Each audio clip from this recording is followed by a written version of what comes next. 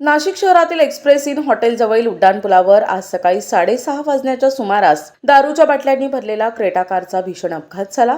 या अपघातात एक व्यक्ती गंभीर जखमी झाली असून त्याच्यावर उपचारासाठी रुग्णालयात हलविण्यात आले आहे। अपघात इतका जबरदस्त होता की वाहनातील मद्याच्या बाटल्या रस्त्यावर विखुरल्या।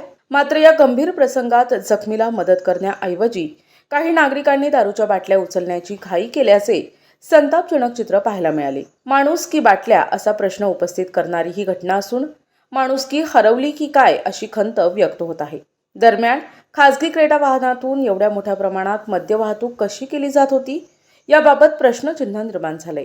संबंधित वाहनाला परवानगी होती का, तसेच हा साठा नेमका कुठून आणला जात होता आणि कुठे नेण्यात येत होता याचा तपास सुरू आहे। घटनेची माहिती मिळताच पोलिसांनी घटनास्थळी धाव घेत परिस्थिती नियंत्रणात आणली।